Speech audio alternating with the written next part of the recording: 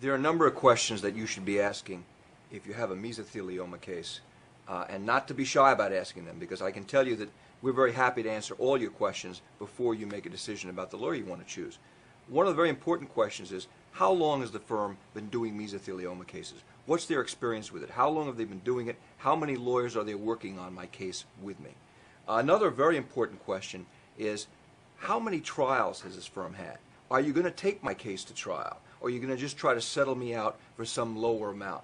And those are essential questions to ask, because you've got to know that the lawyer that you choose is going to be there with you from the very beginning to the very end. You know, Bob, you're absolutely right, but it's not only the clients that ask those questions. Because when we walk into a courtroom, it's our adversaries and it's the court that asks exactly those same questions. How long have you been doing this for? Who's behind you? How reliable is your firm? And one of the things that we're proud of in Levy Phillips and Konigsberg, with the generations of experience that we bring to the table, is that when we face an adversary, when we go into a court, we know that there's going to be an expectation on the other side that we're ready to take the case all the way. And those questions are always answered positively. You know, Moshe, one of the things that we take pride in is to try cases against not only tough companies like the talc companies, but companies who take the position, we're not going to pay you anything. We'd rather fight than pay a penny. And I'll tell you something, a lot of law firms just don't bother trying cases against them because they're going to have to spend a lot of time and effort to get money from them. And one of the things I've taken great pride in was a case that we had representing an individual who worked with a gasket and a cable.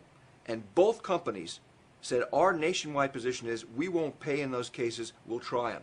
And rather than back down, we tried that case on behalf of that individual, and we got the first ever cable verdict against any cable manufacturer in the United States, and we also got a tremendous verdict against the gasket manufacturer.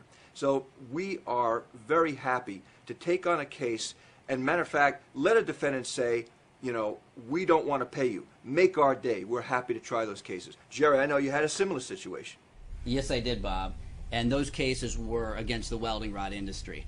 The welding rod industry is another very powerful industry. And we had two clients come to us, one with mesothelioma and the other with lung cancer. Both men were diagnosed with these diseases while they were in their 50s with children. And both men shared a common exposure to welding rods that contained asbestos on the outer coating. We did some research on this, and we found that the welding rod industry litigated these cases very hard and had never lost a case of this type before. But what we did was we consulted the leading experts in the field on this issue. We found experts who had actually done tests on welding rods and determined that when welding rods are rubbed together, when they're abraded, when they're handled in the workplace, they do release asbestos fibers.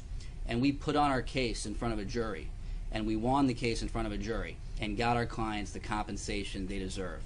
They were the first families ever to be paid by the welding rod industry in asbestos cases. And I'm very proud of that, and I'm proud that our firm was willing to take on a tough case like that.